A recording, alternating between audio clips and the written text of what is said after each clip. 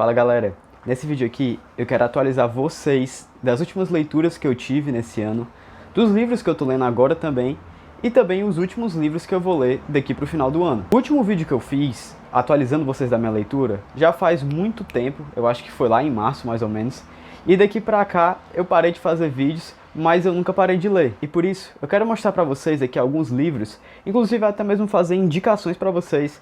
Porque, pessoal, eu vou falar pra vocês uma coisa. Eu li muito livro bom esse ano. Eu realmente fiquei impressionado. Muitos desses livros, eu vi até inclusive indicações aqui nos comentários que me falavam desses livros. Aí eu anoto todos os livros que vocês me falam e depois eu vou pesquisando um por um pra ver se realmente faz sentido, pra ver se é um livro que me atrai. E muito desses que eu li, como eu disse, foi vendo aqui os comentários de vocês. Então eu também quero contribuir com algumas indicações da mesma forma que contribuíram comigo também. Aí se você gosta desse tipo de conteúdo, já deixa seu like e se inscreve aqui no canal. E claro, né, como vocês sabem, eu tanto leio desenvolvimento pessoal, como eu também leio literatura.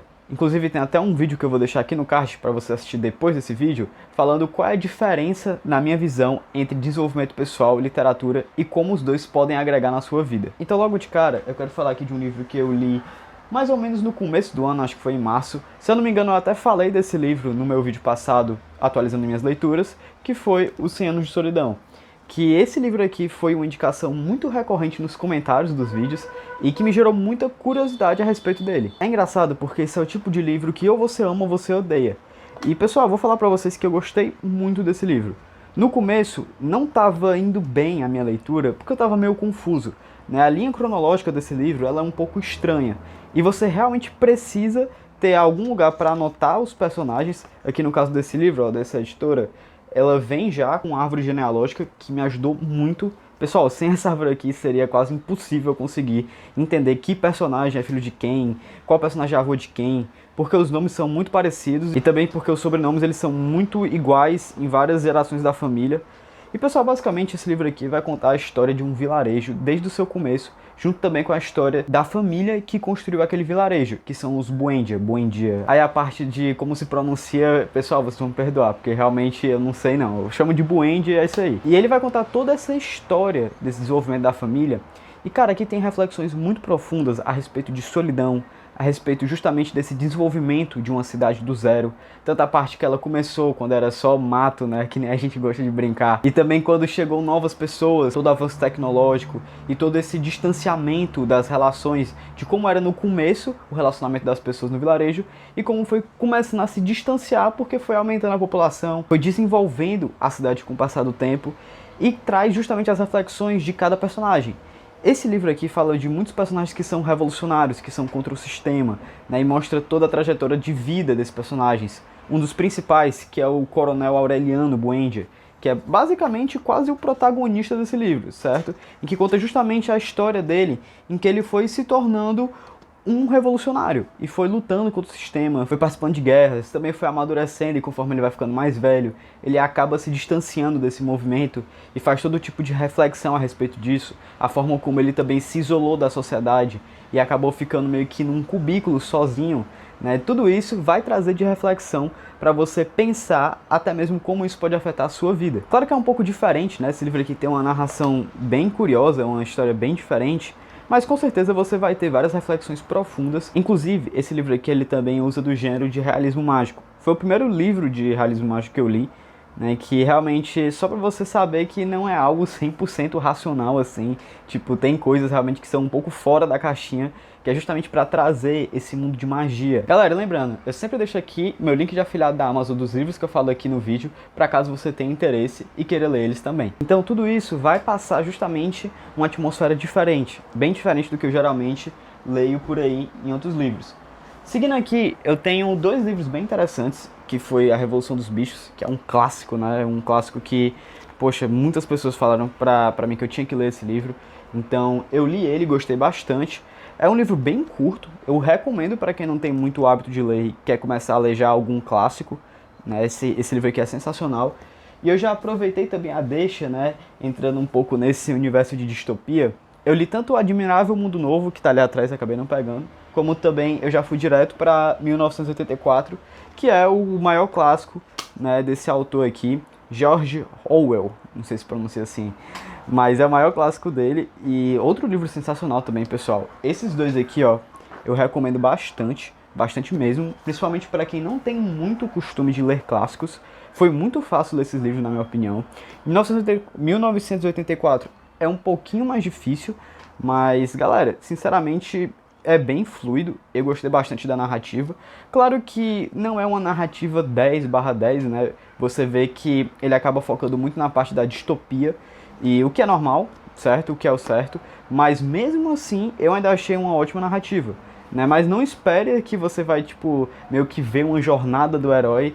Não vai ser o caso desse livro. Esse livro é até um pouco pesado, para ser honesto. Mas se você gosta de distopia, e se você realmente não tem tanto costume de ler clássicos e quer começar, os dois que eu mostrei aqui pra vocês, eu recomendo bastante e eu gostei muito desses livros, muito mesmo. E esses dois livros realmente têm um tema focado em distopia, né, o que poderia acontecer se tudo desse errado em relação ao governo, em relação à população. Não vou entrar em muitos detalhes, senão o vídeo vai ficar muito longo, mas a única coisa que eu falo pra você é ler esses livros porque vale muito a pena. Entrando um pouco agora em desenvolvimento pessoal, eu li dois livros que eu gostaria de ressaltar. O primeiro é para empreendedores, que é Dobre Seus Lucros. Eu também li outro chamado Tração, que está aqui atrás.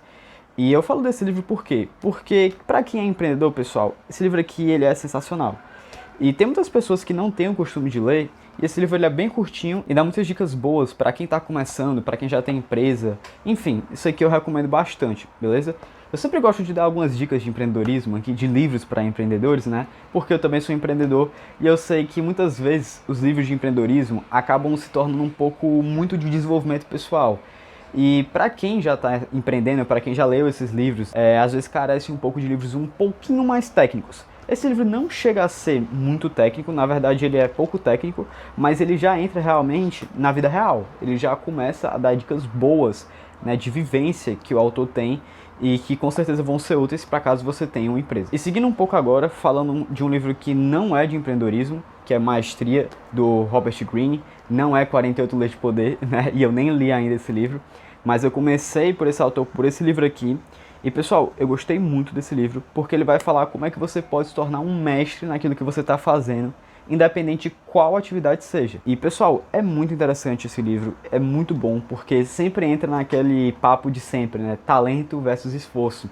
E ele mostra aqui que talento com certeza é muito útil, ajuda, mas esforço pode superar o talento, tudo depende da sua força de vontade. Inclusive ele até me deu uma visão legal, porque assim, eu acredito que uma pessoa que tem talento ela vai ser insuperável para uma pessoa que tem esforço, né? Isso se o talento se juntar ao esforço. Se for só talento por ser talento, com certeza o esforço pode superar. Mas se você une os dois, aí a pessoa vira insuperável. Só que ele me deu uma visão que eu achei bem interessante, que talento às vezes pode ser até mesmo um problema. Porque geralmente pessoas que são talentosas demais acabam entrando numa zona de conforto. Elas acabam confiando muito no seu talento e deixam o esforço de lado. O que consegue criar uma margem para quem se esforça mais do que essas pessoas supere elas, mesmo que elas tenham muito talento. Então eu achei essa visão interessante e claro, ele conta várias histórias de várias pessoas aqui, algumas eu conhecia, outras não, contando como é que foi a trajetória dessas pessoas para desenvolver a sua habilidade. E ele prova que realmente é totalmente possível, mas depende de muita paciência, de muito esforço. Ele até dá um número aqui, se eu não me engano são 10.000 horas para você ficar mestre em alguma atividade que você está fazendo. E ele até ressalta isso, que existe sim uma forma de você conseguir superar pessoas que são muito talentosas apenas com seu esforço. Mas aí demanda mais energia do que o resto, é claro. Então, cara, foi um livro muito bom que eu li. Um livro que eu gostei bastante, assim. E aí, juntando a isso também, um livro que eu terminei hoje, né, que era uma leitura atual, mas que acabou agora, foi Rápido e Devagar, que é do Daniel... o sobrenome lascou, aí já era. Mas, pessoal, esse livro aqui, ele é um pouco grande, né, maior do que o normal. É um livro um pouco difícil também, exige que você realmente estude o livro. Mas, galera, que livro sensacional, pessoal. Ele realmente vai fazer a comparação entre os dois tipos de pensamento, né? O rápido e o devagar, que seria a sua intuição e seria o seu cérebro mais racional, certo? E ele vai fazer justamente a comparação entre os dois e vai contar vários vieses, heurísticas, falando de uma forma mais simples, né? Armadilhas mentais que geralmente a gente cai no nosso dia a dia. E ele realmente mostra estudos. Ele consegue fazer todo um discernimento científico a respeito de falhas que nós cometemos, tanto no nosso sistema 1, que é a nossa intuição, nosso pensamento mais rápido, como também no nosso sistema 2, que é, entre aspas, a nossa racionalidade e nosso pensamento mais devagar. Galera, esse livro aqui é o tipo de livro que você vai ler e vai se tornar uma pessoa mais inteligente. Tipo, é inevitável. Se você ler isso com calma e ler do jeito certo, você vai terminar esse livro sendo uma pessoa mais inteligente. E eu gostei muito desse livro, tanto porque ele envolve realmente estudos científicos, então não é algo dito da boca para fora. Esse aqui é um livro, um estudo, sabe? É um estudo gigantesco que esse autor fez durante a vida inteira dele.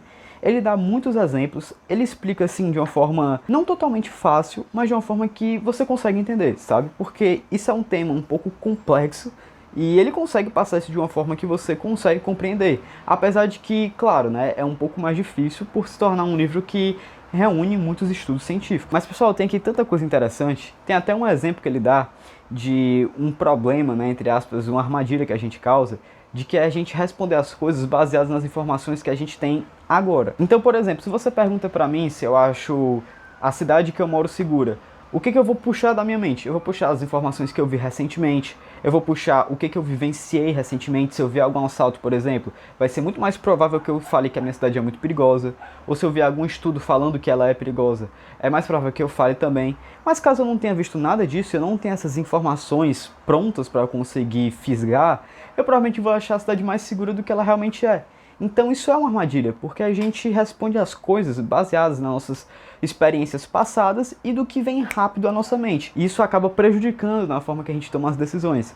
Então, galera, é tipo assim, isso é um pequeno exemplo de algo que ele falou no livro. Existem várias coisas que ele fala e é muito, muito interessante. Eu recomendo a todo mundo que leia, mas, claro, se você for um iniciante, não recomendo que você inicie por esse livro, porque ele é muito grande e também não é o livro mais fácil do mundo. Então eu acabei de terminar ele, pessoal, tipo, eu terminei exatamente hoje, há pouco tempo atrás. E antes de entrar agora para falar os livros que eu tô lendo agora, eu quero fazer também uma super menção honrosa de que provavelmente foi um dos melhores livros que eu li esse ano, que foi um de literatura russa, né, para variar, porque eu adoro. Foi Pais e Filhos, do Ivan Turgenev. Galera, que livro sensacional, sério mesmo. Eu sou suspeito pra falar porque eu gosto muito de literatura russa, né? Meu livro favorito é Ana Karenina, do Tolstói, por enquanto. Mas eu gostei muito desse livro porque ele não é muito grande, ele tem uma reflexão muito interessante, que é sobre o choque de gerações, né? Contando a história aqui de um personagem que ele é muito niilista e acaba tendo contato, né, com gerações anteriores, de pais, de avós, que tem uma filosofia mais tradicional, mais conservadora, e mostra justamente o conflito entre esse jovem, que é o Bazarov, e também essas outras gerações que ele vai conversando, né, os pais dele, os pais do amigo dele, né, do Arkady, se eu não me engano. E também é um romance sensacional, e eu acho até interessante porque o próprio personagem do livro principal, né, o Bazarov, que é o mais niilista, ele até faz umas brincadeiras falando que esse tipo de romance, né, tipo livros de romance, não fazem sentido porque não são livros práticos, né? Não são livros que ajudam e agregam em nada. Então o autor aqui, o Ivan Turgenev, conseguiu fazer, na minha opinião, uma obra de arte nesse livro aqui. Ele consegue trazer um tipo de pauta atemporal que em toda geração vai ter esse tipo de conflito entre jovens e mais velhos e essas filosofias, né, que vão estar sempre atritando uma com a outra. E ao mesmo tempo ele conseguiu criar assim personagens que eu pelo menos achei bem carismáticos, apesar do Bazarov, né, ele não ser um cara muito amoroso, muito afetivo.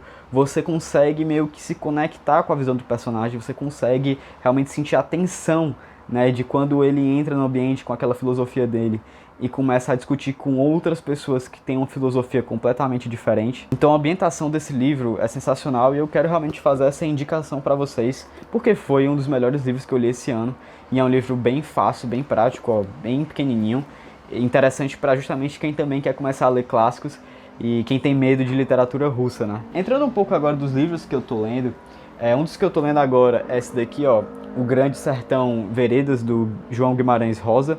E vocês até veem que tá um pouco antigo, né, esse livro, mas ele tá antigo porque foi o presente de um amigo meu. Ele disse que eu provavelmente ia achar interessante esse livro, né, a história do Riobaldo. E galera, esse livro aqui também é muito bom, mas ele é muito difícil.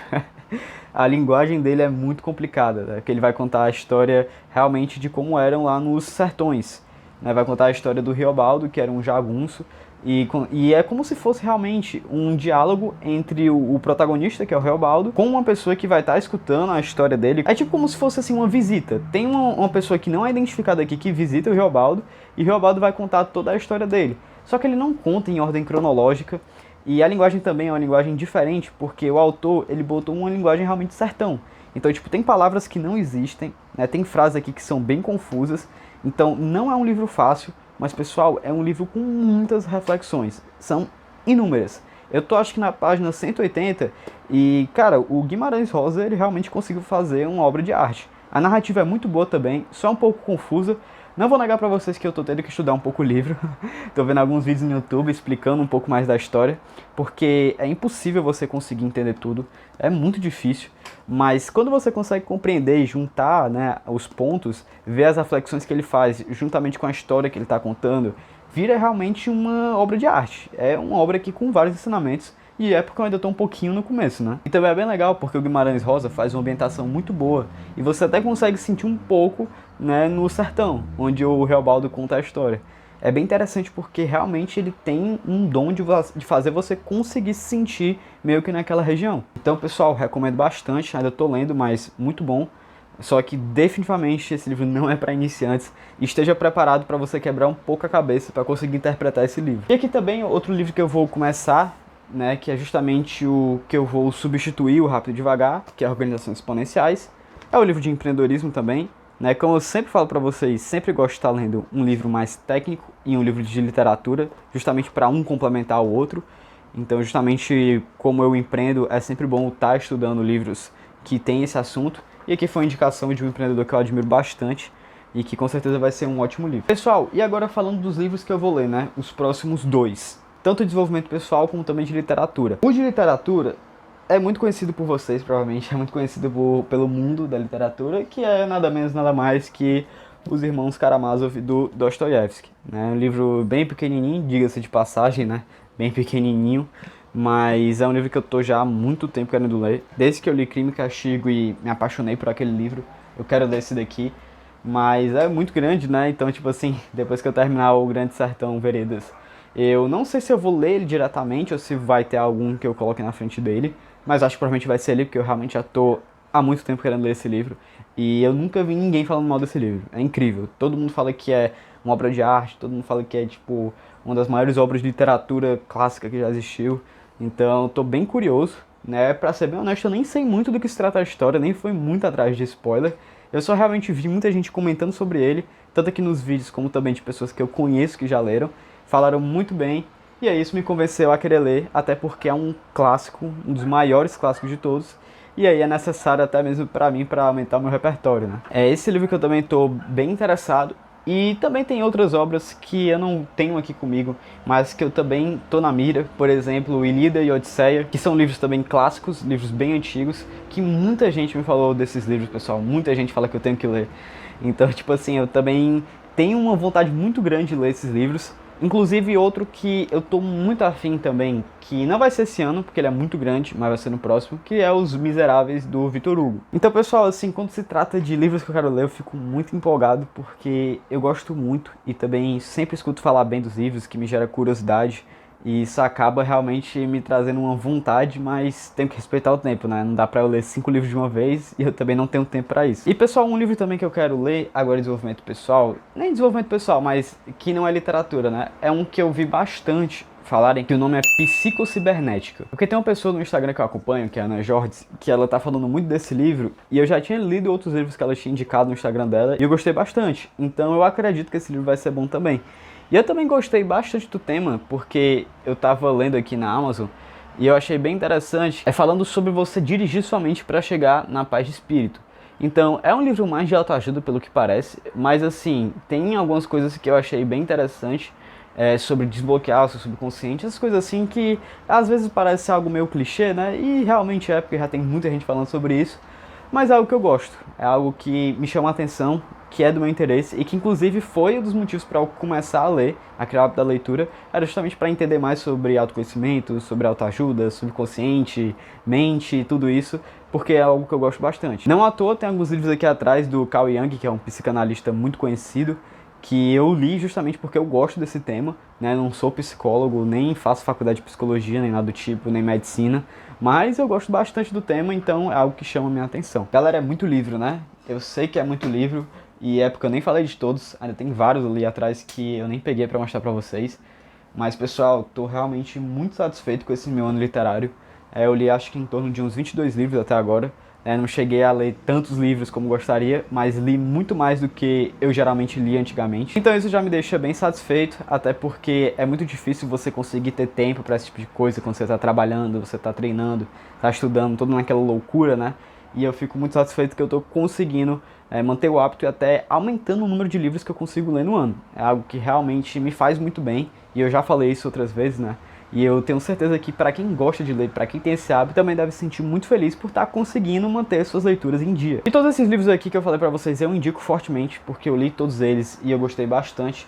Eu selecionei eles justamente porque até agora foram os que eu mais gostei, né? Pelo menos desse período, do último vídeo que eu fiz até aqui, né? Não citei os livros que eu li no começo do ano, por exemplo. Mas, pessoal, super recomendo esses livros, vale muito a pena.